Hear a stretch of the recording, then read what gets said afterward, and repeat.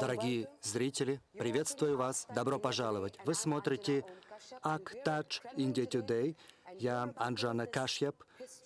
Сейчас вы станете свидетелями истории. Это исторический момент. Говорят, что когда встречаются старые друзья, у них есть свои шутки, они пересмеиваются, перешучиваются, есть чувство товарищества, но те, кто находится в комнате с ними, могут почувствовать себя не к месту.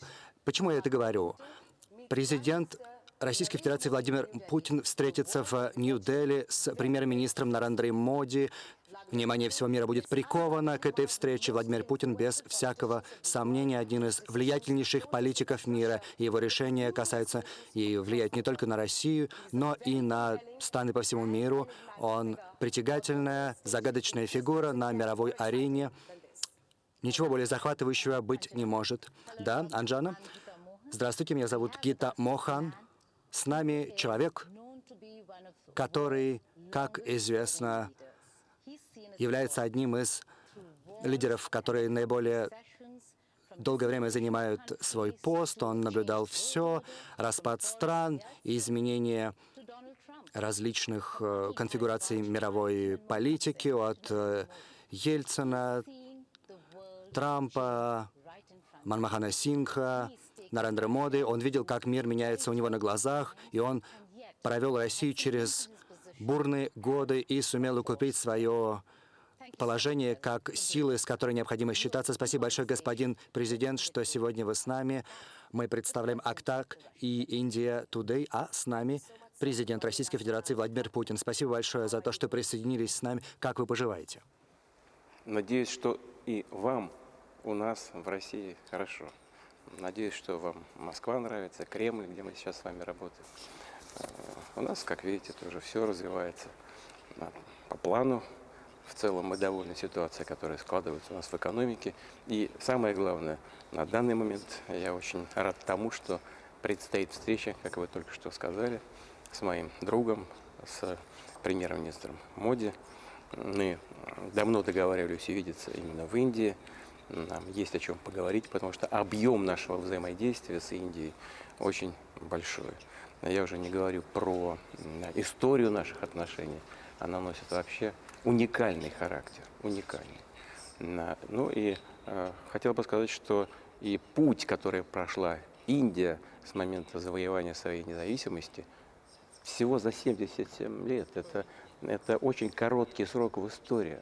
Индия проделала колоссальный путь развития. Просто колоссальный. Ну, я еще об этом расскажу. Ведь, знаете, когда мы живем в текущей жизни, мы не очень замечаем изменений, которые происходят прямо сейчас на глазах. Это очень редко случается. А если посмотреть чуть-чуть назад, то то, что произошло в Индии, это действительно в известном смысле чудо. Ведь смотрите, мало, наверное, у вас-то кто знает, что продолжительность жизни увеличилась в Индии за это время более чем в 2 раза. We will talk about longevity. Мы еще поговорим об этом спустя какое-то время. Поговорим обязательно, но во всяком случае наши отношения с Индией развиваются по очень многим направлениям, и я очень рад возможности увидеться с премьером Моди, с которым нас действительно связывают не только деловые, но и личные отношения, дружеские. Если позволите, задам вопрос. Вы только что сказали о российско-индийских связях, история которых насчитывает более 70-летий. Эта дружба, как говорят по-русски, она насчитывает более 70 лет. Мой вопрос в следующем. Как вы оцениваете крепость этой дружбы сейчас? И что вы бы сказали премьер-министру Нарендре Моди и о премьер-министре Моди? О премьер-министре Моди. Ну, вы знаете, мир очень быстро меняется. Скорость изменения нарастает. Вот это все видят очень хорошо. Конфигурация в мире меняется, появляются новые центры силы, по-другому расклад сил в мире. происходит. И в этих условиях очень важна стабильность между крупными странами. Очень важна.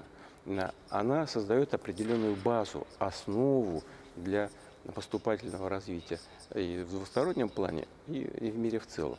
В этом смысле наша работа вместе с премьер-министром Моди имеет очень большое значение, даже выходящее за рамки двусторонних отношений. Ну а тем более, когда это касается непосредственно наших стран, то стабильность в некоторых отраслях взаимодействия чрезвычайно важна, потому что это гарантирует нам достижение целей, которые мы перед собой ставим. А премьер-министр Моди ставит перед страной и перед собой, прежде всего, а потом перед правительством и перед страной огромные сложности задачи. Дело и в Индии, например, вот его известный тезис. Он же имеет практическое измерение, в том числе и в двухсторонних наших отношениях. Мы когда встречаемся, он все время говорит, а это вот давайте сделаем, а то, а там, в той сфере посмотрим. Я готов их готов буду их перечислить. Поэтому у нас очень много практических направлений взаимодействия. Прежде чем Гита задаст следующий вопрос, очень короткий вопрос и очень интересный вопрос. Когда вы встретились на саммите ШОС с премьер-министром Моди, есть картинки, где вы едете вместе на машине, вы вместе ехали. Это было заранее спланировано, что вы пойдете вместе? Каким образом это случилось? И что вы обсуждали, находясь в машине? Вы знаете, обсуждали текущие вопросы, это не было запланировано. Просто мы вышли на улицу, подошла моя машина, я говорю, слушай, поехали вместе, и все. Просто по-человечески, по-товарищески, по-дружески. Ничего здесь, никакой сложной задумки не было. Просто сели вместе, как товарищи, как друзья, и разговаривали по дороге, вот и все. Нам всегда есть о чем поговорить. Но больше того, мы еще разговорились, еще из машины не могли выйти. Потом еще говорю, ну пойдем, а то там же нас ждут. Ничего особенного здесь нет. Это просто говорит о том, что нам есть о чем говорить, и эти темы представляют для нас большой интерес. Right, President Sir. Спасибо, господин президент. Тот факт, что вы поедете в Индию, это позволит обоим лидерам цементировать, укрепить все гарантии.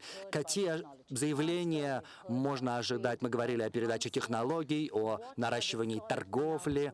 Каковы заявления, которые предстоят в ходе вашего визита в Индию? Я задаю вам этот вопрос, потому что мир, я понимаю, вы понимаете, о ком я говорю, будет следить за вашим визитом.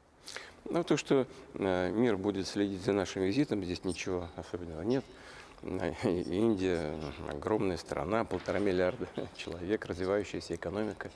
Но 7% роста – это среди крупных экономик мира номер один.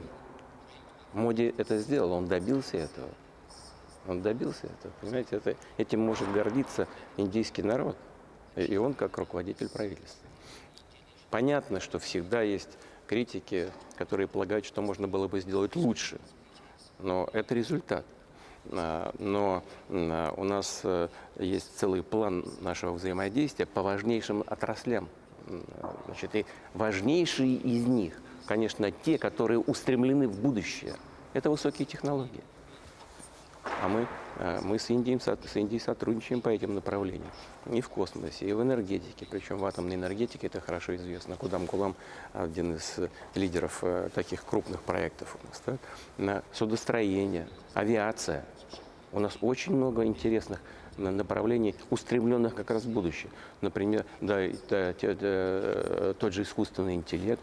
Может быть, поговорим еще об этом. Но это одна из таких ключевых технологий будущего, которая меняет мир на глазах, просто на глазах.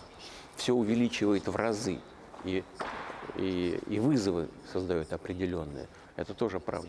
Вот обо всем об этом мы будем говорить, выбирая то, что представляет, как и премьер Моди считает, как я считаю, представляет для нас наибольшую ценность. На этом и будем сосредотачивать внимание, это и будем сопровождать административно. Any specific agreements? Есть ли какие-то конкретные соглашения, которые предстоит подписать? Ну, конечно, но сейчас просто, наверное, лучше не анонсировать их, потому что в ходе визита это все будет сделано, и мы тогда представим это на общественности. Но и потом наши коллеги нам представят все подготовленные документы, мы должны будем их окончательно утвердить. We'll now Okay. come to the energy sector, yeah. Да, а сейчас предлагаю перейти к энергетике. Поговорим о устойчивости в торговле. Есть огромное давление на Индию, на Россию, в особенности, когда речь заходит о нефти. Индия пострадала от прессинга со стороны Запада. Каким образом обе страны могут противостоять западному санкционному давлению? Дело в том, что вот этот прессинг, о котором вы сказали, это чаще всего использование политических инструментов в обычной конкурентной борьбе. И наше сотрудничество с Индией в области энергетики не связано с текущей конъюнктурой, с политической конъюнктурой сегодняшнего дня, даже с трагическими событиями на Украине. Что касается углеводородов, то наши эконом-операторы задолго до этого, задолго до этих событий украинских, установили между собой очень хорошие, доверительные и эффективно функционирующие контакты торговые, экономические. Наша крупная компания приобрела, как известно, в Индии нефтеперерабатывающий завод. Это была одна из самых крупных иностранных инвестиций в экономику Индии. Свыше 20 миллиардов долларов. И наша компания развивает это предприятие, работает со своими партнерами, работает удачно. Из года в год Индия стала одним из крупных поставщиков нефтепродуктов на европейский рынок. И не только потому, что покупает там нефть нашу со скидкой. Это складывалось годами и не имеет отношения к текущей конъюнктуре. Кому-то это стало не очень нравиться, допустим, что Индия занимает лидирующие позиции на мировых рынках за счет сотрудничества с Россией. Начали придумывать, как ограничивать Индию по этим направлениям. Искусственно, по политическим соображениям начали закрывать ей эти возможности. Right. Right, President, sir, That's we an did. important point to make, but Да, это очень важный вопрос. Однако мой вопрос касается защиты. Индия по-прежнему является одним из крупнейших покупщиков оборонительной продукции, военной продукции. Мой вопрос заключается вот в чем. В свете санкций со стороны США в связи с тарифами, it's America. это Америка, в конце концов, они принимают разные методы. Каким образом вы планируете обойти все это? Будете вы отказываться от сотрудничества или, напротив, идти вперед до конца? Ну, мне кажется, что и Индия, и весь мир увидели, что с Индией нельзя разговаривать так, как с ней обращались 77 лет назад. Индия – великая держава, а не английская колония. И с этим всем придется считаться. Ну и потом глава индийского правительства, господин Моди, не тот человек, который поддается давлению. Индийский народ может гордиться своим лидером. Это вещь совершенно очевидная. У него твердая, ясная позиция, не конфронтационная. И мы ни с кем не собираемся конфликтовать. Но мы просто работаем над защитой своих законных интересов. И то же самое делает Индия. Препятствие в чем заключается? Ну, в расчетах. Но мы уже свыше 90% всех наших расчетов производим в национальных валютах. Есть здесь проблемы определенные, связанные с тем, что у нас много посредников. Но есть и решения. Можно переходить на имеющиеся у нас системы обмена финансовой и электронной информацией и Банка России, и индийских наших партнеров. Эта работа идет, и она выстраивается. И те, кто предпринимают попытки ограничить взаимодействие в экономической сфере третьих стран, в конечном итоге сами сталкиваются с проблемами и убытками для себя. Я думаю, что когда это понимание и осознание придет в полном объеме, тогда и прекратится эта практика давления извне. 3 specific questions, sir. 3 конкретных вопроса, господин президент. Во-первых, во время операции «Синдур» Вооружение, которое мы закупили в России, оказалось важнейшим ключевым элементом нашего успеха, поэтому хочу задать вопрос о С-400, системы противовоздушной обороны. Когда мы можем ожидать системы С-400? Далее вопрос по С-500, еще более сложные, изощренные системы. И третий, Су-57, новый истребитель нового поколения. Есть ли какие-то новости по этим направлениям? Вы прямо эксперт, как будто мы находимся сейчас на переговорах в сфере военно-технического сотрудничества. Но если говорить об этом основательно, то Индия один из наших надежных и особо доверительных партнеров в этой сфере. Потому что мы не просто что-то продаем Индии, а Индия что-то покупает в сфере обороны и безопасности. Нет, у нас другой уровень, другое качество отношений с Индией. И мы этим дорожим, и мы видим, что и индийская сторона дорожит этим. Почему? Повторяю, мы не просто продаем, мы делимся технологиями. А это очень редкий случай в сфере военно-технического сотрудничества, который говорит об уровне нашего доверия межгосударственного и доверия международными, я бы так сказал. А это очень широкая номенклатура изделий. Это и военное кораблестроение, это ракетостроение, самолетостроение. Вот вы сейчас назвали Су-57, да? Но Индия пользуется и другими нашими машинами, самолетами. А производство бронированной техники, Индия же производит наши танки Т-90. Уверяю вас, это одни из самых лучших танков в мире. А известная всем ракета «Брамос», которую мы сделали вместе с Индией, и Индия производит на своих предприятиях. Поэтому призыв премьера Моди «Делай в Индии» это и в этой сфере тоже осуществляется. Калашников также. Калашников это тоже важное оружие, это понятно. Но мы сейчас говорили о сфере высоких, а можно сказать, высочайших технологий. И с учетом опыта применения некоторых видов оружия в боевой обстановке, их ценность многократно возросла, многократно. Теперь и индийские военные специалисты прекрасно понимают, имея в виду хорошие контакты с нашими военными, понимают, что, как и в каких условиях эффективно работает, что, где нужно и как нужно применять. Вот это чрезвычайно важное понимание у специалистов военных. И это понимание и с российской, и с индийской стороны есть. Right. President, sir, Господин президент, хочу вернуться к вопросу о нефти. Вы говорили о стратегической автономии. Индия пыталась добиться такой автономии. Стратегическая автономия предполагает защиту индийских интересов, но Индия, правда, снизила закупки российской нефти после давления со стороны Запада? Вы знаете, у нас есть некоторое снижение товарооборота в целом за первые 9 месяцев текущего года. Но это такая корректировка. В целом,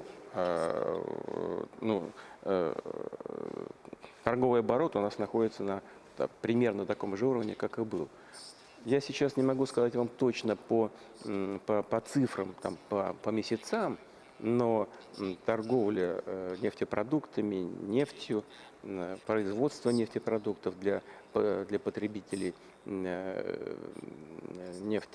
российской нефти в Индии идет абсолютно ритмично.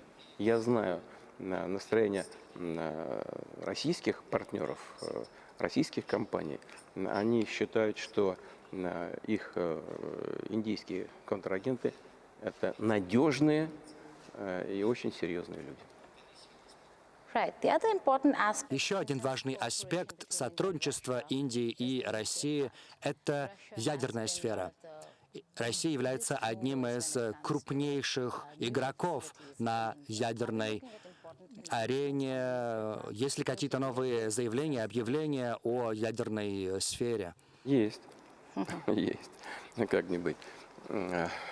Мы действительно один из крупнейших игроков, как вы сказали, но мы не игроки, если по-серьезному говорить. Мы производители новейшего и самого надежного в мире оборудования для атомных электростанций.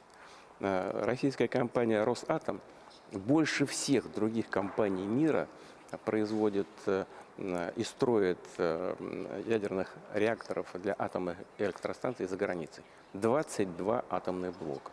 Наша с вами известная станция, известный объект Кудам-Кулам является одним из лидеров в этом отношении. Это крупные блоки. Они эффективно работают и, повторяю, зарекомендовали себя в высшей степени положительно. Но есть и новости, о которых вы сейчас спросили. А что, в чем они заключаются? Что это за новости?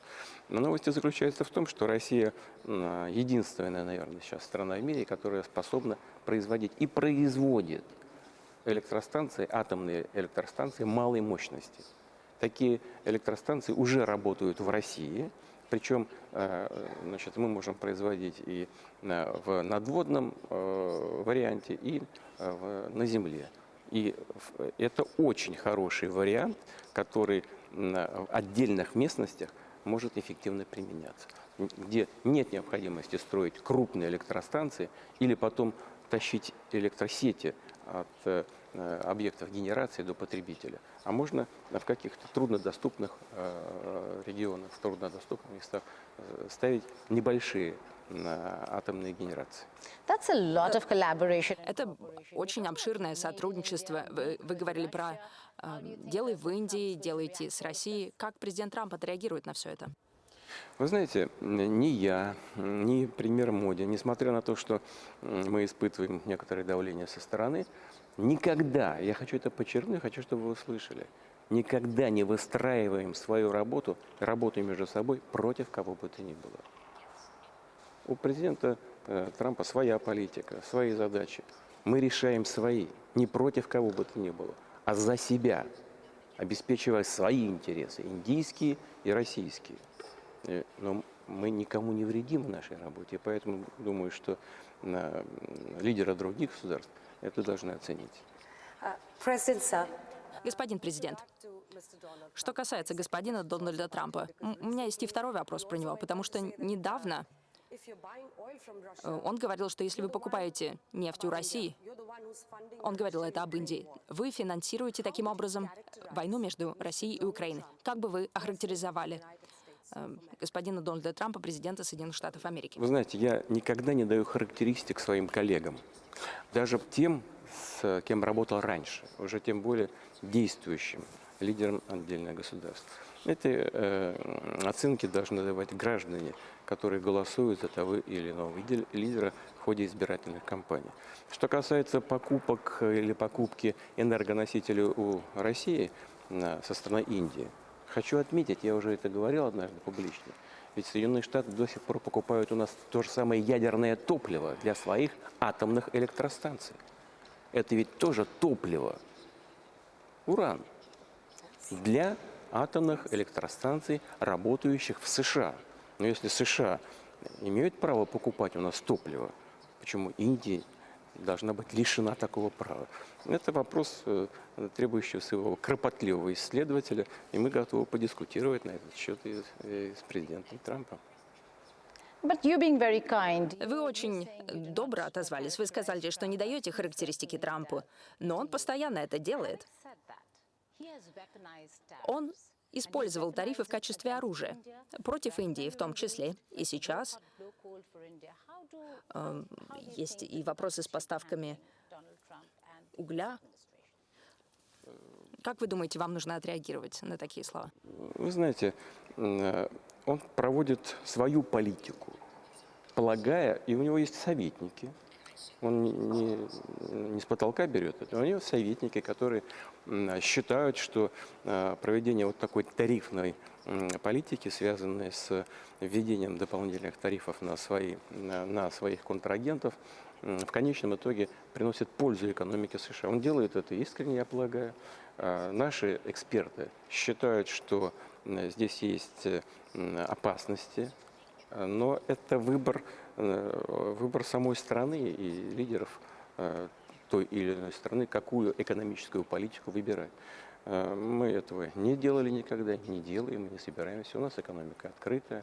И мы надеемся, что в конечном итоге все нарушения, которые связаны с правилами Всемирной торговой организации, будут устранены. Right.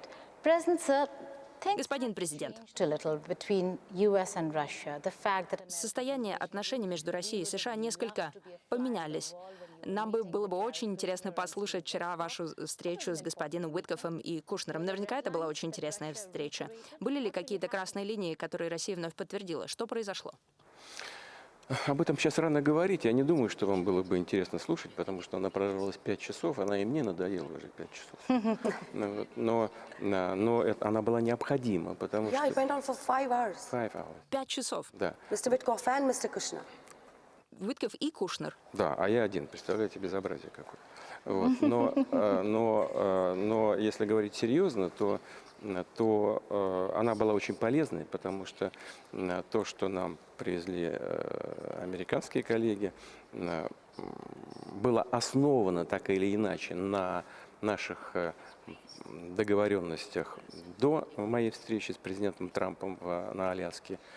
Мы так или иначе говорили об этих вопросах на встрече в Анкоридже, но все-таки то, что нам привезли американцы сейчас, этого мы пока не видели, и поэтому нам пришлось пройтись практически по каждому пункту.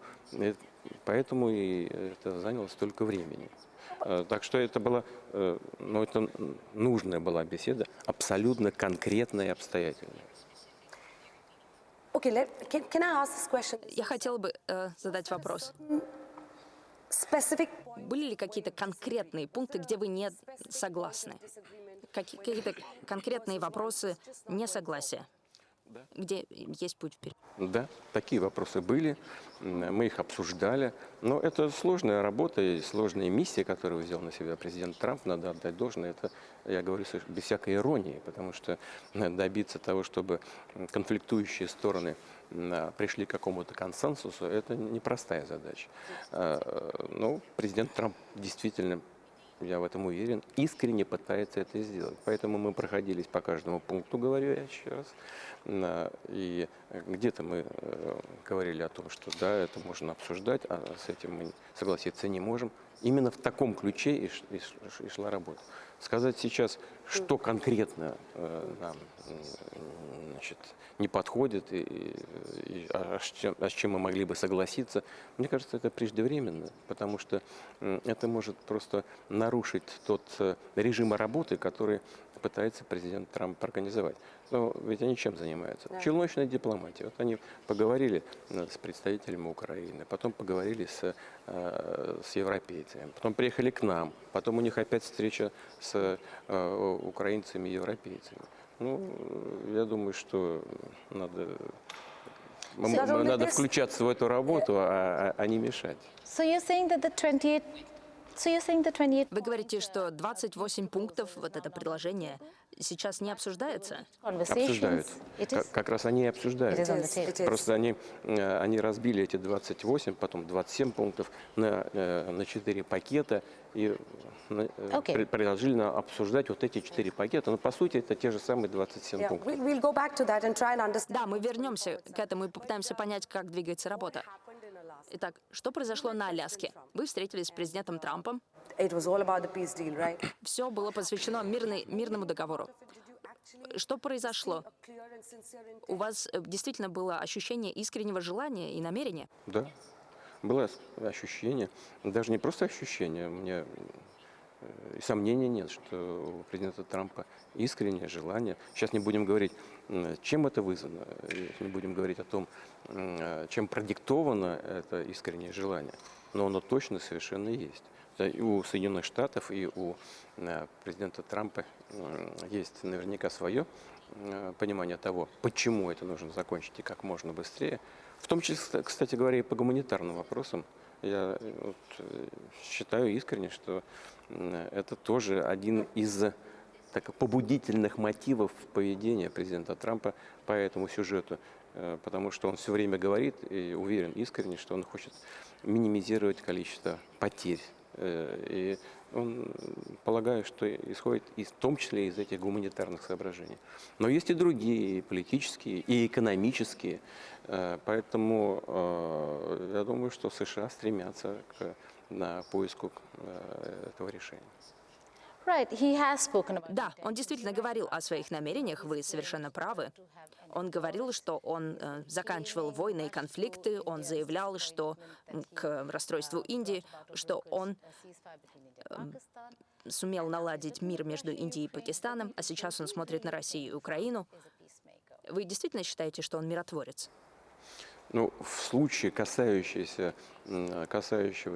ситуации на Украине, да, он, повторяю еще раз, уверен просто, у меня нет сомнений, искренне стремится к поиску мирного решения. Еще раз подчеркну, у Соединенных Штатов могут быть разные причины для этого, и гуманитарного характера, лично для Трампа, потому что он действительно стремится к прекращению боевых действий и к потере людей. Но могут быть и политические интересы прекращения противостояния между Россией и Украиной. И экономические тоже. Кстати говоря, в сфере энергетики они могут лежать. В других сферах. Очень много направлений, где восстановление отношений экономического характера между Соединенными Штатами и Россией выгодно как России, так и Соединенным Штатам.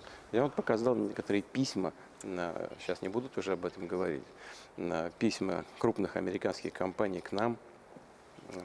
Не забывать о том, что они есть. Really? Oh. Really? So, Действительно? конечно. О том, что они существуют, они ждут, пока закончатся все проблемы, и они готовы вернуться к нам. И хотят это сделать, просто об этом не забывать. Ну, на бумаге прямо лежит. Wow. That's А чего здесь такого вы удивительного услышали? Многие хотят вернуться. Поэтому, конечно, и for индийское Trump to правительство make the правильно bidding. говорит, а нам зачем уходить, если... But for Trump to make the bidding is what we were for stuck Trump at. to make the bidding, to come Для того, чтобы letters from companies, that's приехали они с письмами от компании, это, конечно, совершенно удивительно. Нет, вы меня неправильно поняли. У нас письма от американских компаний. У нас уже есть письма, которые они нам прислали. Fine. That makes a lot of И sense. просят о них не забывать, о том, что они есть. Вот наши партнеры и бывшие, они не по своей воле ушли, они хотят вернуться. Ждут только сигнала политического. И так далее, и так далее. This interview, this conversation is becoming very interesting, sir, because there are Очень интересное у нас обсуждение, потому что у нас действительно появляется понимание того, что происходит. У вас очень прекрасное чувство юмора, мы понимаем, что происходит. Но переходим к серьезным вопросам. Это война между Россией и Украиной. in your view, По вашему мнению, constitute a victory. что бы представляло собой победу для России в российско-украинской войне? Какие красные линии существуют? You have said very Вы говорили совершенно ясно, что Russia will lay down arms Россия сложит оружие только если draw from territory claimed by войска Russia. Киева отойдут с территорий, на которые претендует Россия. Какие это будут части? Вы знаете, дело не в победе, как вы сказали, а дело в том, что Россия стремится к защите, и обязательно сделает это, к защите своих интересов, к защите своих людей, которые там проживают, к защите наших ценностей традиционных, русского языка и так далее. К защите, кстати говоря, религии, которые культивируются веками на этих территориях. А ведь вы знаете, да, что русская православная церковь на Украине практически под запретом. Отнимают храмы, людей выгоняют из церквей и так далее. Вот это же проблема. Я уже не говорю про запрет русского языка и так далее, и так далее. Вот это весь комплекс, большой комплекс вопросов. Напомню еще раз, не мы начинали эту войну. Запад потворствовал и способствовал, организовал госпереворот на Украине. После этого начались события в Крыму, а потом начались события на юго-востоке тогдашней Украины, в Донбассе.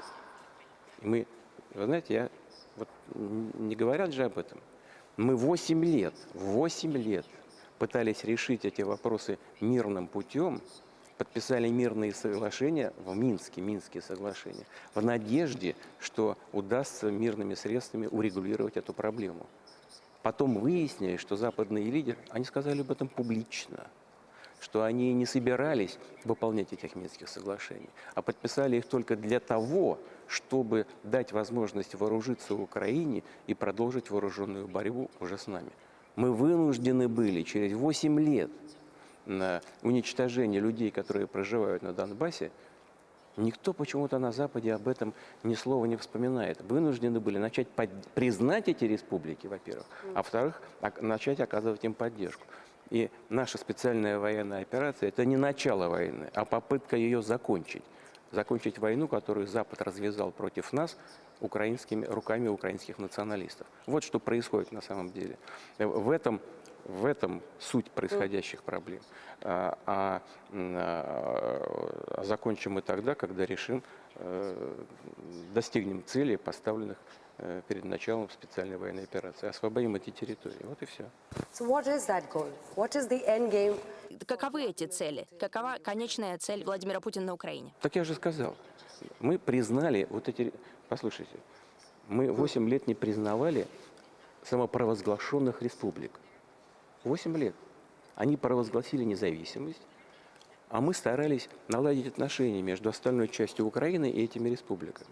Потом, когда поняли, что это невозможно, что их просто уничтожают, вынуждены были их признать, причем не просто их признать в части территории, а в рамках административных границ, когда они существовали еще в советское время, а потом во времена независимой Украины, после обретения ее независимости, в рамках административных границ. И мы сразу Украине сказали, украинским войскам, люди не хотят с вами жить. Они вышли на референдум, проголосовали за независимость. Выведите свои войска оттуда. И никаких военных действий не будет. Нет, они предпочитали воевать. Ну вот сейчас довоевались. В принципе, все к этому и сводится. Значит, либо мы вооруженным путем освободим эти территории, либо украинские войска, в конце концов, покинут эти территории и прекратят там убивать людей. Just one last Right. question, Geeta. Последний вопрос, Гита, прежде чем мы перейдем к следующему. Последний вопрос. 8 марта 2014 года вы выступили перед Советом Федерации. Вы сказали, что Киев — это мать городов русских. Что вы имели в виду? А вы знаете, здесь я ничего от себя не придумал. Так говорили исторически. У нас российское государство складывалось изначально из нескольких центров.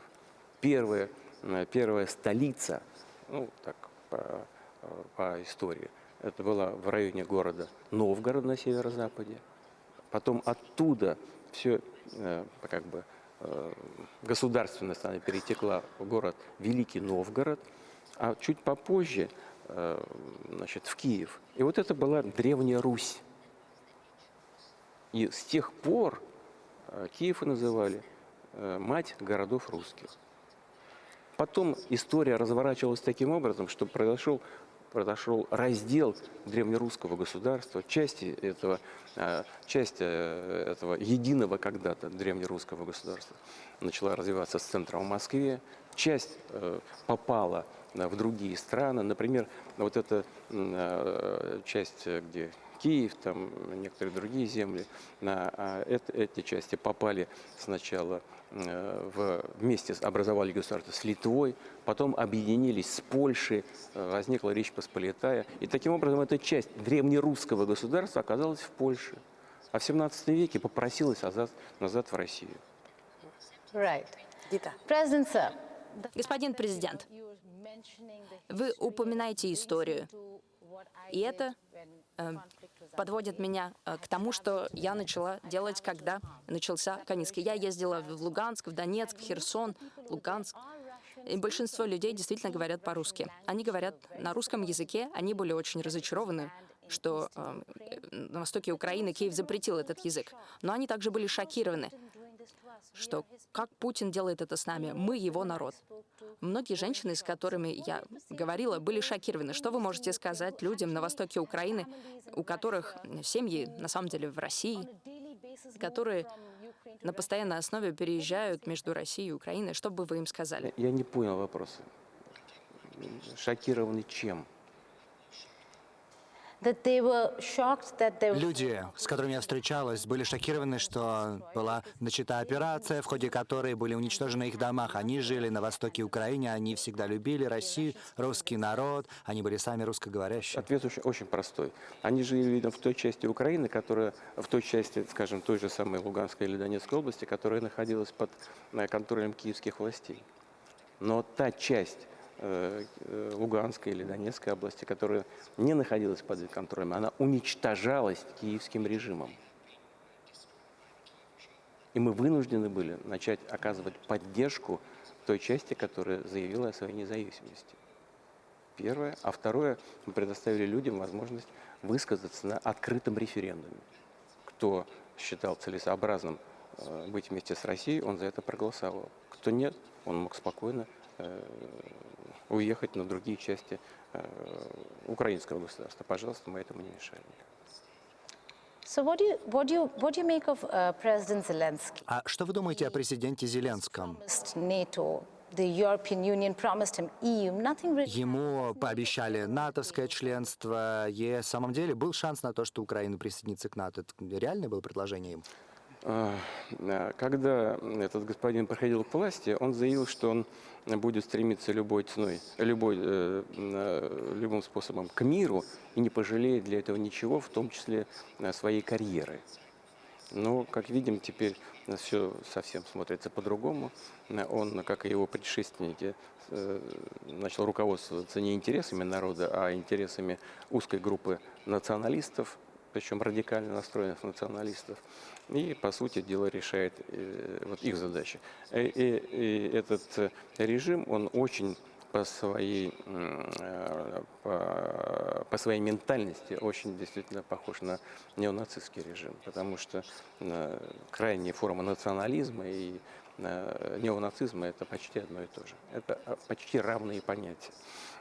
И сегодня, безусловно, все сводится к военным действиям со стороны этого режима. Но и здесь они тоже не очень-то преуспели. Вот я уже говорил, самое главное для них – это осознать, что наилучший способ решения проблем – это договориться мирными средствами о том, о чем мы пытались с ними договориться еще в 2022 году. А что они там собираются делать, на самом деле, это надо у них спросить. That'll be interesting to see what they have to say. Было бы интересно, что они думают, поэтому интересно будет, как разворачиваться будет этот мирный процесс. Вы сказали также, что вы обеспокоены по-настоящему расширением НАТО на восток. Мой вопрос вам, господин президент, заключается в следующем.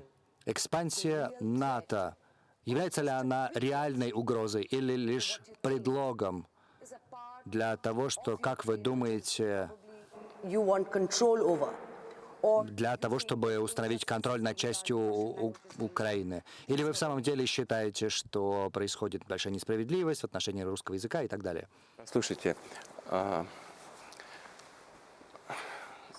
НАТО – это отдельная тема. Русский язык, русская культура, религия и даже территориальные вопросы – это очень важные вопросы. Но это одна тема. НАТО – другое. Здесь мы не требуем для себя ничего эксклюзивного. Во-первых, есть общее решение, согласно которым безопасность одной страны не может быть обеспечена за счет безопасности другой. Это такая, как бы, теория не очень понятная, но я ее очень просто вскрою, эту теорию. Вот говорят, что каждое государство, в том числе Украина, имеет право сама для себя выбрать способ своей защиты, способ обеспечения своей безопасности. Правильно? Правильно. Мы отказываем Украине в этом? Нет. Но это не должно быть сделано за счет безопасности России. Украина считает, что ей лучше вступить в НАТО. А мы говорим, это угрожает нашей безопасности. Давайте искать какой-то способ, который нам угрожать не обеспечит вашу безопасность, но и нам угрожать не будет. Это первое. Второе. Мы ведь ни на чем не настаиваем, ничего не требуем такого, что возникло неожиданно и упало с небес. Мы просто настаиваем на том, чтобы были исполнены данные нам обещания. Мы же это не придумали вчера. Absolutely. Это было обещано России, Советскому Союзу еще в 90-е годы. Ни одного дюйма на восток было сказано публично. После этого состоялось несколько волн расширения и добрались в конце концов до втаскивания Украины в НАТО. Это совершенно нас не просто не устраивает, это нам угрожает. Давайте не будем забывать, что НАТО – это военный блок, военно-политический блок. И статью 5, там никто, по-моему, 5-я статья Вашингтонского договора о создании НАТО никто не отменял. Это угроза для нас. Нам же, с нами никто считаться не хочет. И еще есть одно обстоятельство. Когда Украина обретала свою независимость, мало кто вспоминает об этом. Первый документ о независимости – это что? Какой документ? Декларация о суверенитете, о независимости Украины. И это база украинской независимости, украинской современной государственности. И там написано, что Украина – это нейтральное государство. Was that also the basis for what happened А было ли это основой для to annex Crimea? You того, что вы произошли, когда вы решили аннексировать Крым? У вас было желание claims or says получить важный порт на Черном море.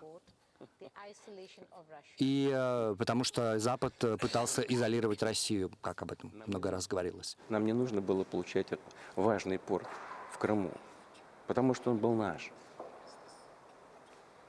Наш военно-морской флот по договору с Украиной уже находился в военном порту в Севастополе. Это по факту. После развала Советского Союза флот наш там все равно остался.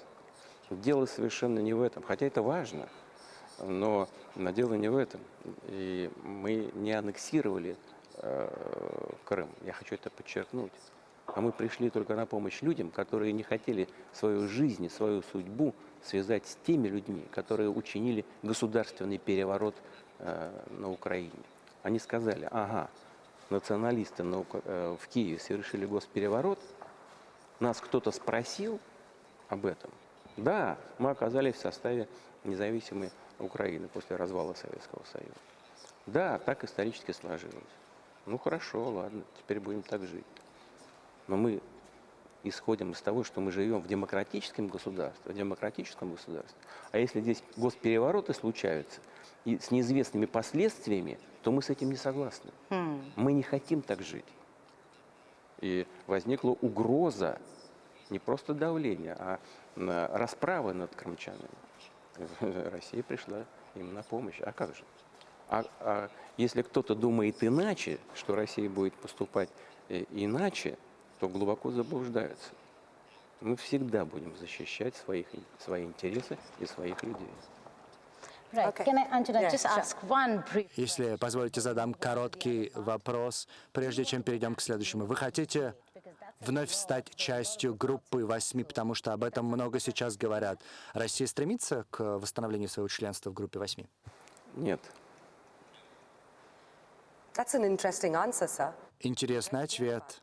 Вы абсолютно однозначны? Да. Дело вот в чем. Дело в том, что ведь я когда-то так случилось, я сейчас не буду вдаваться в детали, я же сам перестал туда ездить практически. Это первое. Второе, я уже говорил, не очень понятно, почему страны, входящие в G7, почему они называют себя G7. Чего там большого-то? Значит, вот и экономика Индии по паритету покупательной способности занимает 3-е место в мире. А где такие страны, как Великобритания, по паритету покупательной способности? That's a very на какой, 10-е там мне уж сейчас занимают или какой. Вот.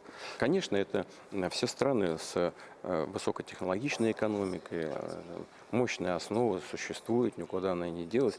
Хотя их доля в мировой экономике год от года постоянно сокращается, как шагреевая кожа. Это очевидный факт, это мы все видим. Тенденция, она такая, какая она есть. Она будет продолжаться, судя по всему.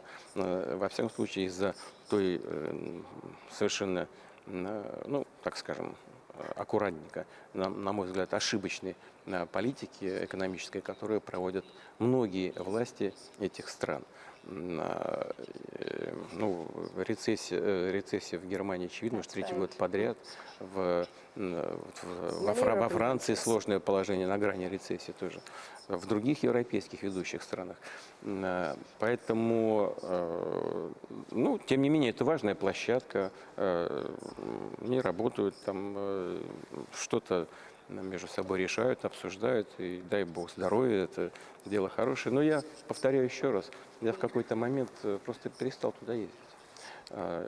И это было не связано с событиями на Украине. Это было связано с другими событиями. Я сейчас не буду вдаваться в детали. Кстати говоря, Sir, мы проинформировали американских наших партнеров об этом.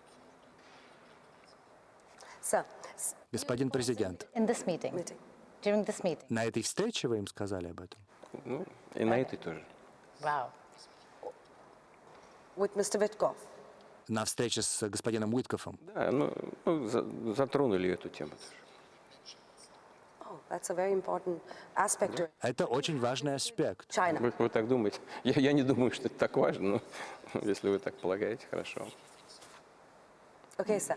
So coming back to Да, господин президент. Ну, я просто хочу поместить это в контекст, прежде чем продолжим. Вы говорите о том, что на последней встрече с господином Уиткофом вам предлагалось вернуться в группу 8, и вы категорично заявили о том, что заинтересованы в этом? Нет, просто возникла эта тема сама по себе. Я объяснил господину Виткофу, почему я в свое время перестал посещать эти мероприятия. Не звучало как предложение, как вопрос. Нет, такого не было. Просто мы затронули эту тему. Ну, я вспомнил о том моменте, когда я перестал туда ездить. Это было в 2012 году. После выборов, президентских выборов Российской Федерации. but Потом, по-моему, там появлялся, потом опять нет, ну, неважно. Это площадка, пускай она работает, дай бог. Но складываются другие крупные международные объединения, вот, ШОС, БРИКС, и продолжает функционировать и двадцатка. Мы везде принимаем участие. Мы абсолютно без всякой конфронтации ко всему к этому относимся. Но есть еще один аспект. Так, ну, смотрите, у нас какие отношения сейчас у России с европейскими странами. Да? Мы видим, они такие явно ненормальные. Да? Ну, как это представить себе? Приедут на эту восьмерку, да, и как я буду разговаривать с членами этой восьмерки, если они не хотят со мной разговаривать? Ну, и что мне там тогда делать? Ну, хотят, ну, пожалуйста, мы еще поговорим на эту тему. the three interesting points you've just made. Вы заметили несколько важных моментов. Во-первых, вы сказали о том, что индийская экономика растет быстрее, чем многие другие экономики. Помимо этого, вы заявили, что такие организации, как Группа 7, теряют свою актуальность, и что делать, если они не хотят со мной говорить. Помимо этого, вы упомянули БРИКС. Мой вопрос вам следующий, господин президент. Сейчас формируется ли новый мировой порядок? Вы только что были в КНР, вы собираетесь с визитом в Индию, Россия, КНР, Индия, РИК, БРИКС, ШОС, страны глобального юга. New power center in the multipolar. Какими вам представляются новые центры силы в многополярном мире? Вы спросили, меняется ли мир. Вы знаете, формируется ли новый порядок? Мир меняется постоянно. Все течет, все меняется постоянно. Скорость изменения, она разная. А так мир же постоянно меняется. Вот сейчас скорость изменений, она, конечно, очень большая, очень высокая. Мы это видим, чувствуем, я уже сказал. И прежде всего происходят глобальные процессы экономического характера. Они не связаны с событиями там, на Украине или где-то в других точках горячих. Они просто в целом, по целому ряду, мы сейчас можем говорить об этом целый час, я с удовольствием с вами поговорю, но ваши зрители, они будут утомлены нашими рассуждениями на этот счет. А факт остается фактом. Формируются новые центры развития, быстрого, сильного развития. Это страны глобального юга, это Южная Азия, Индия, не только Индия. Там Индонезия поднимается как быстро, ну, почти 300 миллионов человек там тоже почти. Что, конечно, не 1,5 миллиарда, как у вас, но все-таки это быстро растущие страны. Значит, повторяю еще раз, Африка как будет развиваться, уже развивается быстро, а будет еще быстрее. Молодое население очень. Молодое население. За этими людьми будущее. Они будут все стремиться к достижению более высокого уровня жизни. Вот это просто неизбежно. Темпы изменения в мировой экономике будут только нарастать. И, кстати говоря, нам все время указывают на то, что вот мы в последнее время как-то, значит, Россия перенастраивает свои отношения с глобальным югом, с Азией. Ничего подобного. Мы делаем это давно. С начала 2000-х годов. This picture that Geeta we wanted to show the president because president saw this picture. Вы знаете, это картинка Россия, Китай и Индия. Владимир Путин, Си Цзиньпинь, Нарендра Моди. Многие были недовольны этой картинкой в Штатах, в социальных сетях. Но если посмотрите на эту картинку, посмотрим на эти альтернативные блоки. Каким образом они могут приобрести истинную силу, если есть неразрешенные конфликты, проблемы между ключевыми участниками этих объединений? Вы знаете, конфликты всегда есть. А когда их не было? Давайте вот возьмем предысторию развития основных центров в мире, основных регионов мира. Вот куда, в какой бы период времени пальцем бы мы ни ткнули, всегда там есть какие-то конфликты. Вопрос в другом, вопрос в поиске решений этих конфликтов, в поиске способов наиболее эффективных этих решений. И у нас в вот этих крупных объединениях, таких как БРИКС, например, или Шанхайская организация сотрудничества, есть общее понимание того, что нас объединяют действительно ценности, связанные с нашими традиционными ценностями, на базе которых существуют наши цивилизации уже сотни, а может быть тысячи лет, такая, как, например, индийская цивилизация. И мы, опираясь на эту базу, доставшуюся нам из прошлого, стараемся идти вперед, объединяя наши усилия, а не используя механизмы подавления этих возможностей. А когда начинаешь объединять усилия, тогда общий результат синергетически получается неожиданно хорошим, неожиданно высоким. И вот над этим мы как раз и думаем в этих объединениях. Мы не собираемся для того, ни разу не было, чтобы мы собрались для того, чтобы подумать, как кого-то обхитрить, объегорить или кому-то помешать развиваться. Но вот ни разу такого не было. У нас всегда только позитивная повестка дня. И, на мой взгляд, это важно. Okay, so that's an important answer. Хорошо, да, это важный ответ. Но есть ли какие-то альтернативы? С этими крупными блоками важно сделать их жизнеспособными экономическими. Есть ли какие-то альтернативные платежные системы? Будет ли валюта БРИКС? Или вы изучаете альтернативные методы расчетов на основе национальных валют для того, чтобы снизить зависимость от доллара? Вы знаете, никуда не надо спешить. Спеши медленно. И тогда не будешь совершать каких-то грубых ошибок. Ну вот мы говорили про Европу. Они создали систему евро. И втащили туда некоторые страны, которые экономически не были готовы к тому, чтобы привязаться к одной сильной валюте. И у них возникли проблемы с регулированием ряда вопросов социальной сферы. Там же немножко инфляции не поиграешь, правда? Там привязка к одной твердой валюте. Возникают проблемы в социальной сфере, возникают проблемы с бюджетом. У нас нет сейчас такой цели, скажем, в рамках БРИКС, создания единой валюты. Это процесс спокойный, к этому надо идти. Надо расширять возможности использования национальных валют, об этом мы сказали. Надо использовать больше и шире, надо шире использовать возможности нового банка развития БРИКС. Так? Вот мы, например, предлагаем создать новую инвестиционную платформу с использованием электронных расчетов для того, чтобы, с минимальным капиталом, там 100 миллиардов долларов для начала, значит, но для того, чтобы создать условия для совместных инвестиций и в нашей экономике, и в экономике развивающегося глобального юга.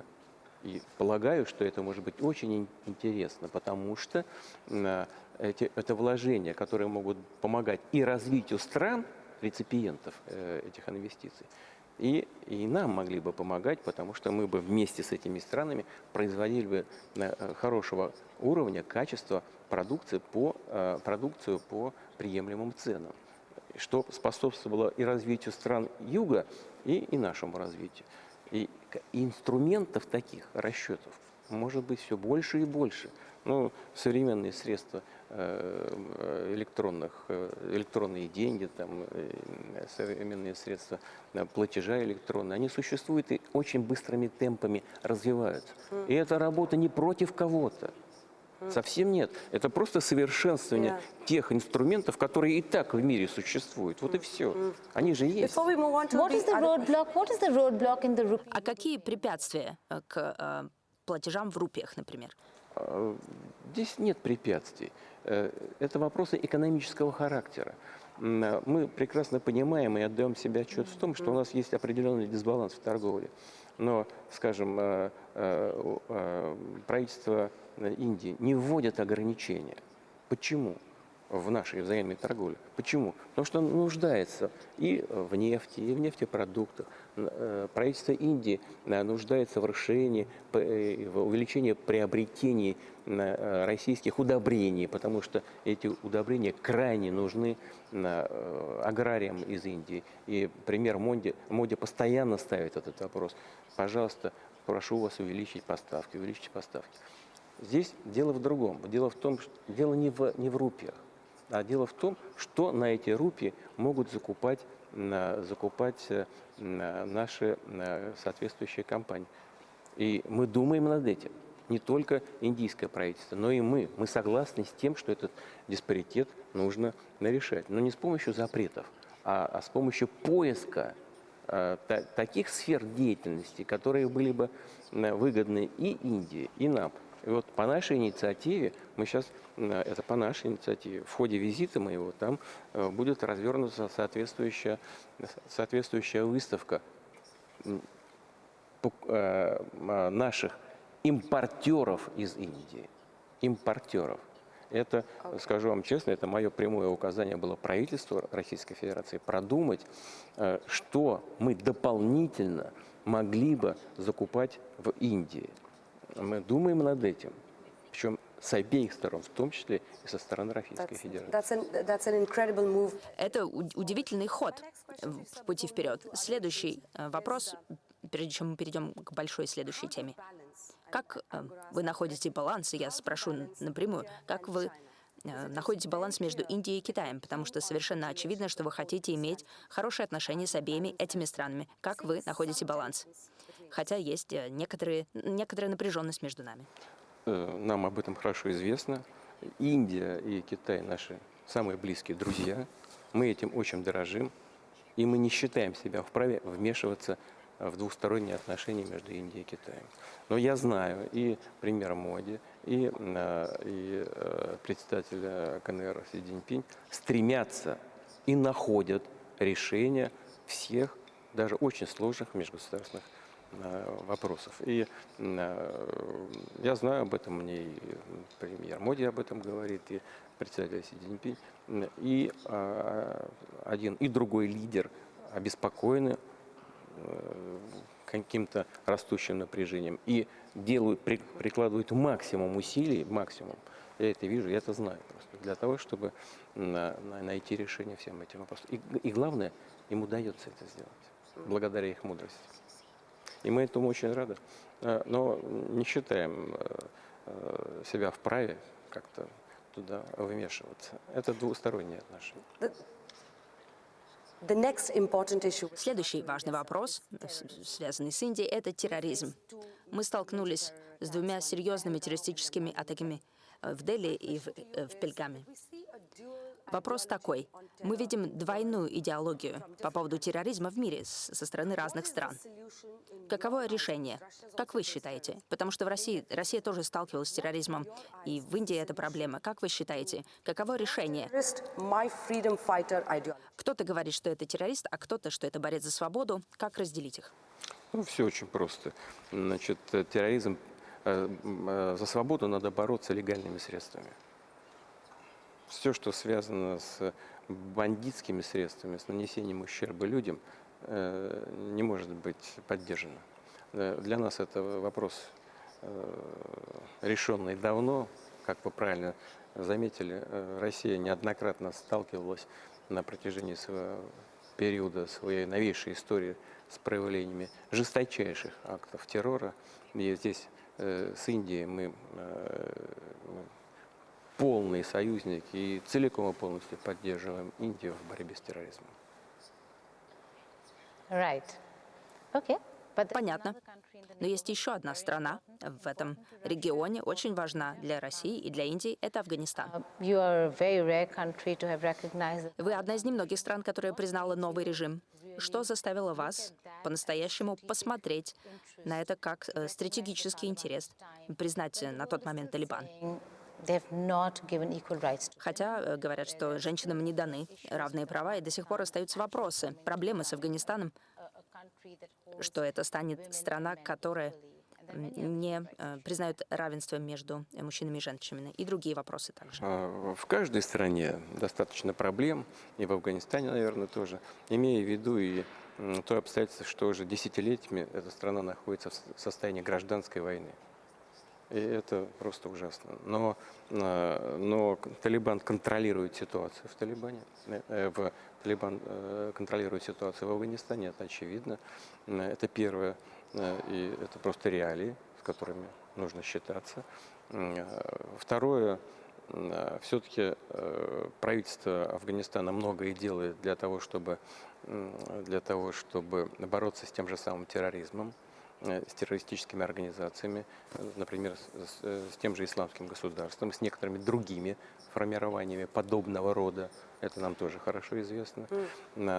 Руководство Афганистана в несколько раз сократило посевы опия в стране и предпринимает активные шаги по сокращению наркоугрозы с территории Афганистана. Есть и некоторые другие обстоятельства. И главное из них заключается в том, что для того, чтобы как-то влиять на происходящий процесс, нужно быть в контакте, нужно работать. Чем мы и занимаемся. There's another flashpoint. The foreign minister of Afghanistan. Министр иностранных дел Афганистан He was in India, приезжал в Индию, and we weren't allowed. Women weren't allowed. и женщинам не позволили поучаствовать в пресс-конференции. Мы попытались дать отпор. Ему пришлось провести пресс-конференцию с женщинами, как часть того визита. Это интересно, так ведь? Как вам такое? Вот смотрите, если бы он не приехал, вы бы не смогли повлиять на эти процессы. А так, у вас есть контакты, министр приехал, вы соответствующим образом отреагировали на то, что вы видели своими глазами, то, что происходит. И это мало, много, но это все-таки влияние на ситуацию ваших партнеров. А теперь представим, что нет никаких контактов. Нет никаких контактов. Ну и что? Вот все там как было, так и есть. И никто, вот, в данном случае вы, не повлиял как-то не выразил своего отношения Yeah. к этому. А так у вас такая возможность есть. Контакта лучше, чем отсутствие Yeah, pushing таковых. for change is equally important as you make a very valid. Да, как вы говорите, требовать изменений — это очень важно. Еще одна взрывная точка — это Газа. Как сейчас мы знаем, You, sir, Vladimir Putin, что вы, господин президент Путин, peace plan for Gaza. представляете новый мирный план для Газы. У Трампа тоже есть план. Каков ваш мирный план для Газы? Что вы предлагаете? Мы не предлагаем какого-то особого плана. Мы всегда исходили из того, что для того, чтобы решить проблему Палестины, необходимо реализовать решения, принятые и принимавшиеся на протяжении многих лет Организацией Объединенных Наций. И главное из них – это создание независимого палестинского государства. Вот в этом ключ к решению всех проблем. Okay. Понятно. Еще один важный вопрос. Когда вы говорите про Израиль и Газы, как только что упомянул моя коллега, тот факт, что остальной мир не делал так много, как ваш союзник Иран. Как вы смотрите на этот сценарий? Действительно, изменился миропорядок. Мы никогда не думали, что Иран будет бороться за палестинцев больше, чем арабский мир. Вы знаете, каждая из этих стран по-своему болеет, переживает за Палестину, за палестинский народ. И каждая из этих стран пытается внести свой вклад в урегулирование ситуации. Что-то из этого лежит на поверхности и видно, что-то остается в тени, но это не значит, что никто ничего не делает.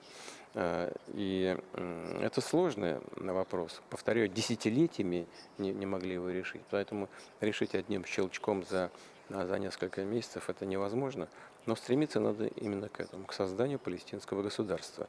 И вот сейчас то, что было сделано было президентом Трампом, конечно, прежде всего, возвратили заложников израильских, и Хамас пошел на этот шаг. Мне кажется, что это, откровенно говоря, вообще самое важное, что было сделано в процессе последних шагов по урегулированию в Газе. И, на мой взгляд, было бы вообще-то правильнее потом подумать над таким способом организации власти, чтобы передать всю власть именно палестинцам. И такие варианты есть, такие варианты обсуждаются и арабскими странами, и с соседями, и не только, и в Штатах обсуждается, я знаю.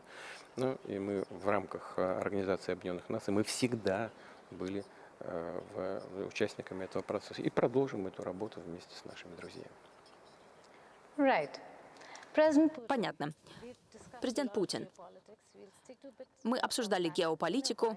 Да, пока остановимся на этом, но давайте поговорим о вашем путешествии, так сказать, о вашей дороге. Вы были частью Is today. Which one do you think is the best? разведывательных сообществ. Как вы думаете, какой бы вы поставили рейтинг разведок? Какая самая лучшая разведка? Я знаю, вы скажете российская.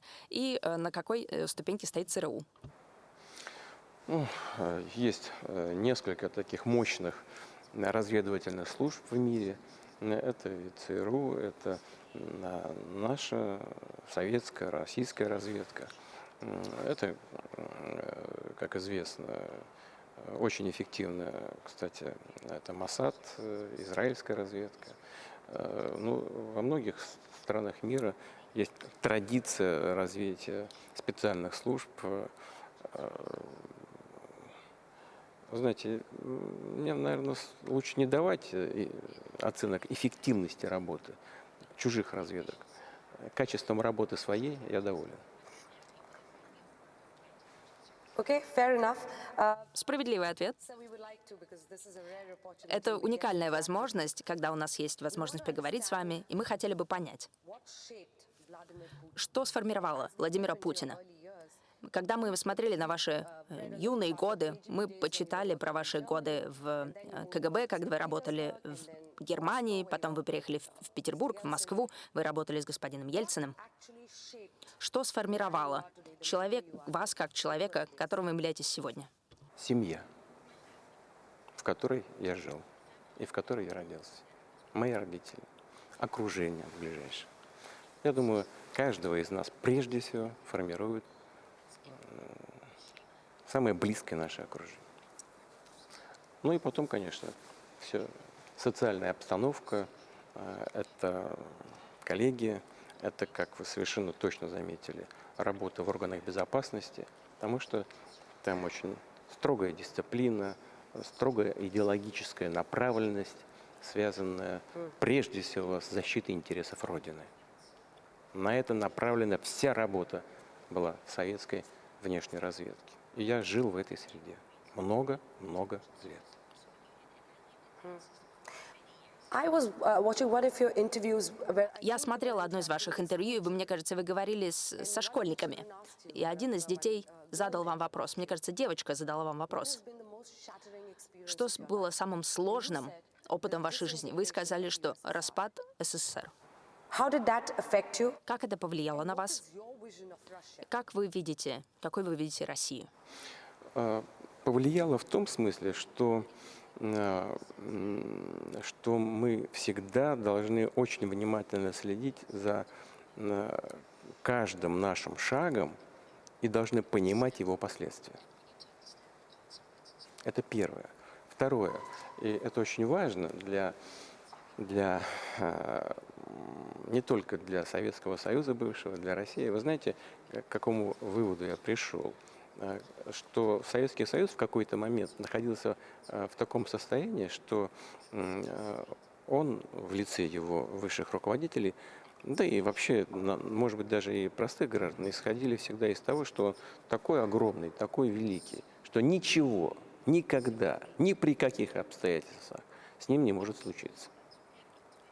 И вот в состоянии такого величия страна начинает совершать одну ошибку за другой, полагая, что ничего страшного, но здесь ошиблись, там немножко не доработали. Но мы же такие великие, это все пройдет, мы все это переживем.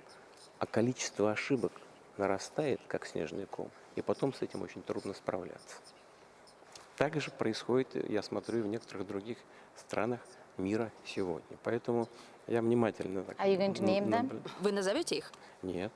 Okay, but we go back to you. Но давайте вернемся к СССР. Вы говорили, как одна ошибка за другой совершались. Кто отвечал за эту ситуацию? Вы говорите о людях, вы говорите, что это никогда ничто не распадется, и с нами это никогда не произойдет. Мне кажется, вы видели довольно много разных процессов, и что происходило с Ельциным. Кто вы считаете был ответственен за это? Кто виноват в том, что распался СССР? Здесь я бы не стал сейчас искать виноватых, более виноватых. В целом сложилась такая система, которая оказалась не жизнеспособной. Надо это признать просто. И думать именно над этим. Не искать конкретных виноватых, а думать, как создать систему, которая не просто охранением занимается сама, а занимается развитием. Вот о чем надо думать. И если такая система будет создана, то она будет самодостаточной, независимой и эффективной. Are you looking at reintegration then? Вы рассматриваете тогда возобновление, реинтеграцию? Интеграцию чего? Советского Союза? Of the Soviet Union. Да, Советского Союза. Нет, конечно, это просто исключено. У нас и целей быть не может таких. И бессмысленно. Вы знаете, есть еще вопрос целесообразности. Это в сегодняшних условиях нецелесообразно. Потому что это критическим образом изменит и национальный, и религиозный состав населения Российской Федерации. Это нецелесообразно. You should tell that to some of the Western. Вы должны это сказать некоторым западным газетам, которые постоянно пишут о том, как вы по-настоящему хотите вернуть старый Советский Союз. Потому что они все время это делают. Я не буду им говорить. Знаете почему? Потому что они все равно не хотят слушать то, что я говорю. Они хотят слушать только сами себя. Или хотят комментировать то, что я говорю, так, как им нравится. Yeah, they actually. Да, они действительно, как уже сказала Гита, они так и говорят. Они много пишут о том, что вы хотите отстроить империю. Да, они это делают для того, чтобы напугать свое население, Они злоупотребляют своим монопольным положением в мировых СМИ. Это называется манипуляция общественным мнением. И цель оправдать свой агрессивный курс в отношении России. И другой цели я не вижу. Yeah, then if you're different, Тогда, если вы считаете не так, то как вы бы, Владимир Путин, подытожили бы идеологию и жизнь Владимира Путина? Нет, мне кажется, мне еще рано подытоживать. Мы еще поработаем. I like that because we Мне понравилось, потому что мы будем говорить про долголетие. Но сначала очень важный вопрос. Вы отправляетесь в Индию. Премьер-министр Индии сыграл огромную роль в укреплении связи между Россией и Индией. Как вы думаете, of being a leader here в то время, как вы были здесь лидером в России, кто действительно since you were in power in был важен в улучшении отношений между Россией и Индией? Какой из премьер-министров? Ну, вы знаете, это я уже говорил, вы меня просили дать характеристики другим лидерам из других стран. Это, на мой взгляд, не очень прилично. Мы сейчас работаем с премьер-министром Индии, господином Моди. У нас с ним реально очень доверительные, дружеские отношения. Он очень надежный человек. В этом смысле, я искренне говорю, Индии повезло. Он живет Индией. Да, я же общаюсь с ним, не знаю, может, он не будет на меня сердиться. Я говорю то, что я вижу, то, что я думаю. Вот, поэтому и мне приятно с таким человеком общаться, с цельным таким человеком, понимаете? Первое. Второе, он действительно искренне относится к укреплению российско-индийских отношений по целому ряду направлений, по важнейшим. И в экономике, и в оборонной сфере, в сфере гуманитарного взаимодействия, развития высоких технологий. Мне с ним интересно встречаться. Вот он приезжал к нам, мы с ним сидели целый вечер дома у меня, чаи пили, там, разговаривали на разные темы. У нас с ним просто общение интересное, чисто человеческого характера. Поэтому я жду этой встречи, уверен, что она будет интересной и полезной. rather than not liking it, sir, I'm sure he has this mutual admiration. Мне кажется, что он также восхищается и вами. По поводу будущего. Искусственный интеллект — это значительная сила. Chaos or it's a force for good. Это благо или зло, и что Россия считает по поводу этой войны, по поводу ИИ. Ну, вы знаете, это так же, как любые достижения прогресса. Это может быть и злом, это может быть и благом. Ясно, что это такая сквозная технология, которая меняет жизнь и конкретного человека, и точно совершенно в ближайшее время приведет к изменению жизни всего человечества. И тот, кто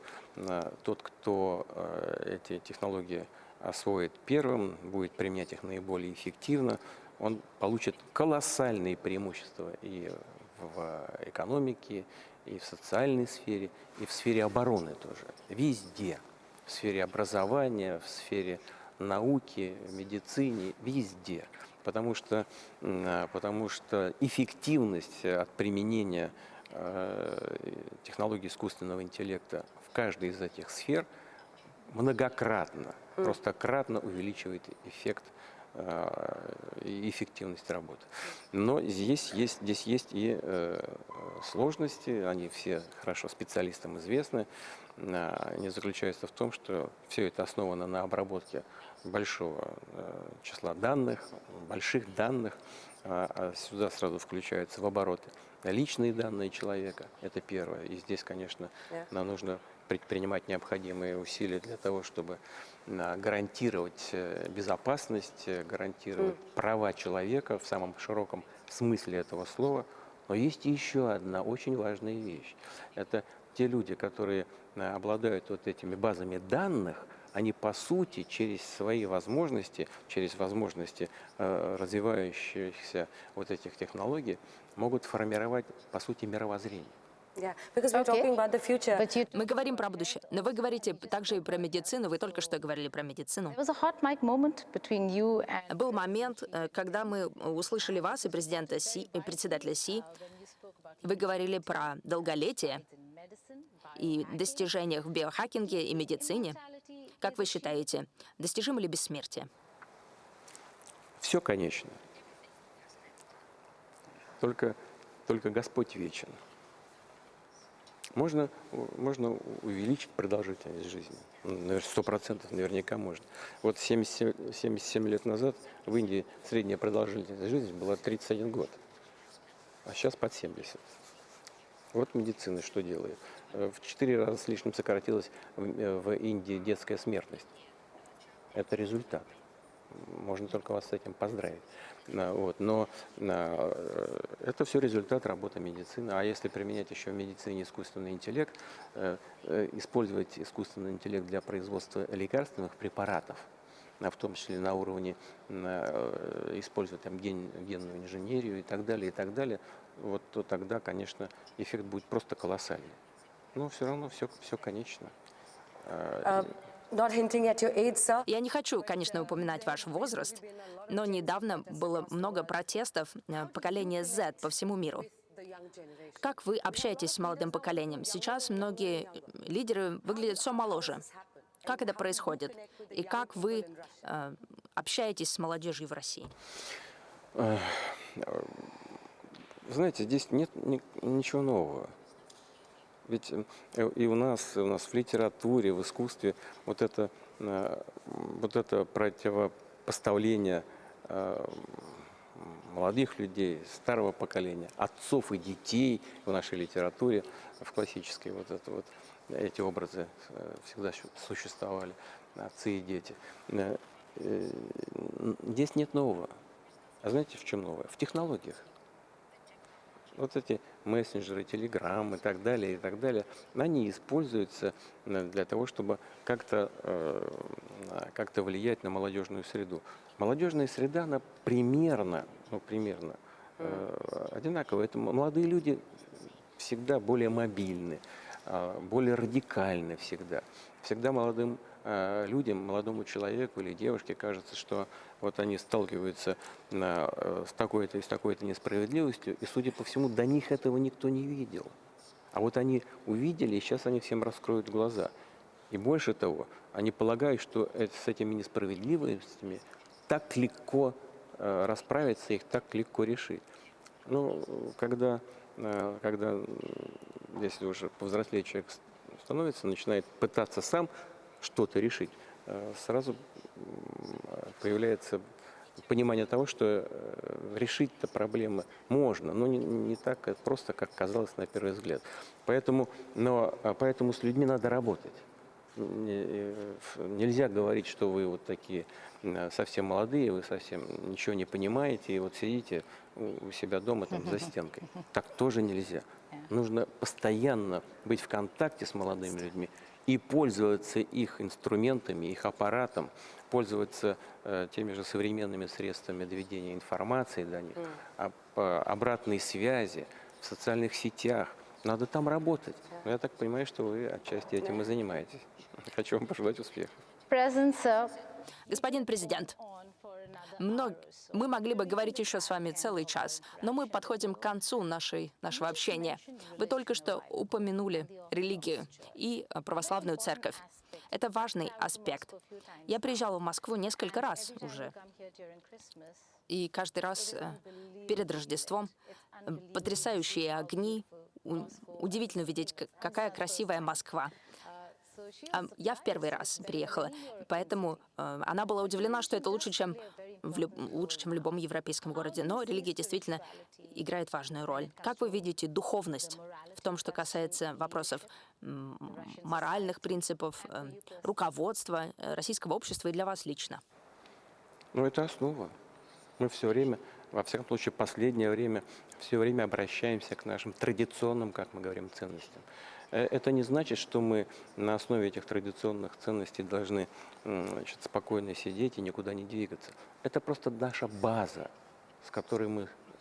на которой мы прочно себя чувствуем, прочно стоим на этой базе. Но смотреть нужно, безусловно, вперед. Надо развиваться, используя все современные средства развития. И только так, в сочетании базовых ценностей и видения будущего, можно эффективно добиваться тех целей, которые мы перед собой ставим. А у нас цели так они и сформированы, и сформулированы. Цели национального развития.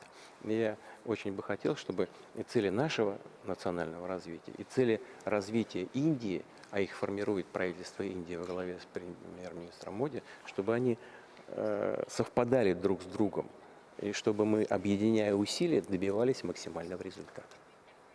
So we welcome you with open hearts. Мы готовы принимать вас с открытым сердцем в Индии. И мы будем ждать того, какие будут результаты ваших встреч. Но не знаю, как много вы слышали песен индийских. Есть старая песня, которая была очень популярна в России. Это означает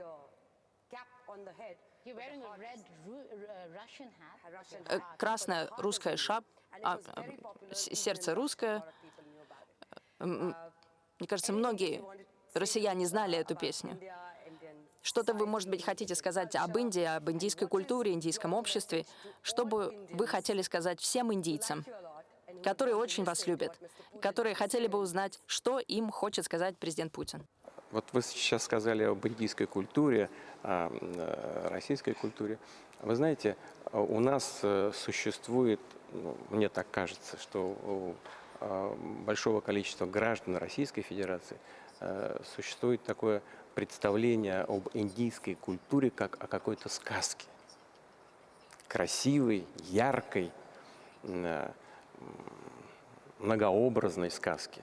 И еще со времен Советского Союза у нас очень любят индийские фильмы, индийскую музыку. И я бы сказал даже как-то немножко, есть такой даже в известных слоях нашего общества культ индийской культуры. И мне это очень импонирует, мне очень нравится это, потому что это вот то, что называется от сердца к сердцу идет. И мы будем делать все для того, чтобы этот интерес этот не угасал. И хочу, чтобы в Индии об этом знали. Господин президент Путин, большое спасибо за это открытое интервью, которое мы провели с вами. И лучшая часть, мне кажется, это то, что мы поговорили обо всем. Но эта связь между Индией и Россией — это дружба, которую нужно ценить всегда. Есть дружба не навсегда, а есть дружба навсегда. Мы очень благодарим вас, господин президент. Владимир Путин был с вами. Это было интервью с Адж телеканалом. Говорили о том, что такое Россия. Россия не будет изолирована, не будет добиваться, готова на компромиссы по поводу своих интересов. И говорит, что не хочет быть частью развитого мира, такая как Большая Восьмерка. Индия и весь мир смотрит на вас. Большое спасибо, господин президент. Спасибо вам.